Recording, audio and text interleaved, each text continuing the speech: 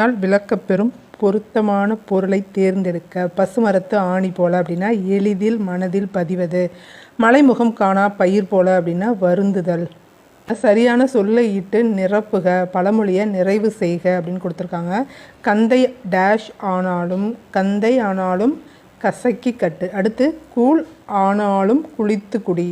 இந்த இடத்துல ஆனாலும்ங்கிறது தெரியணும், அதுக்காக தான் இந்த பழமொழி கொடுத்துருக்காங்க. கந்தையானாலும் கசக்கி கட்டு, கூழானாலும் குளித்து குடி. பழமொழிகள். ஏழை பணக்காரன் வேறுபாடு அறிய உதவுற பழமொழி எதுன்னு கேட்டிருக்காங்க.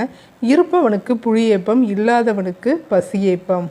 இதான் ஏழை பணக்காரனுக்கான வித்தியாசத்தை காட்டுது. உன் என்ற வேர் சொல்லின் வினை எச்சம். வினை எச்சம்னா பக்கத்தில் வினைச்சொல் தான் வரும், பெயர் சொல் வந்தால் பொருந்தாது.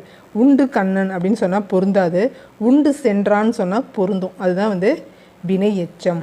படி என்ற வேர் சொல்லுக்கு மிக சரியான வினையால் அணையும் பெயரை கேட்டிருக்காங்க. படி அப்படின்னா படித்தவன், அப்படி இல்லைன்னா படித்தவனை அப்படிங்கிறது தான் வினையால் அணையும் பெயராக வரும். சொல்லின் வேர் சொல் கண்டறிய சொல்லியிருக்காங்க. பயின்றான் அப்படிங்கிறதுக்கு வேர் சொல் பயில் அப்படிங்கிறது. கிறிஸ்தவ கம்பர் என அழைக்கப்படுபவர் H.A. கிருட்டின பிள்ளை. கீழ்காணும் தொடரில் இடம்பெறாத பெயர் சொல் எதுன்னு கேட்டிருக்காங்க. ஒரு சென்டென்ஸை கொடுத்துட்டு அதில் என்ன சொல் இடம்பெறலை அப்படின்னு கேட்குறாங்க. மகிழினி காலை 9 மணிக்கு பேருந்தில் ஏறி பள்ளிக்கு சென்றாள். அவள் அம்மா மதிய உணவுக்கு வற்றல் குழம்பு கொடுத்து அனுப்பினாள். இதில் என்னென்ன பெயர் வரலன்னு கேட்டிருக்காங்க. காலப்பெயர் வந்திருக்கு, தொழில் வந்திருக்கு. வற்றல்ங்கிறது தொழிற்பெயர், பொருட்பெயர் வந்திருக்கு. இந்த பண்புமே இதில் வரல, அதனால் பண்பு பெயர் தான் இதில் இடம்பெறலை. பெயர் சொல்லின் வகை அறிதலில் வட்டம் அப்படிங்கிறது என்னன்னு கேட்டிருக்காங்க. பண்பு பெயர்.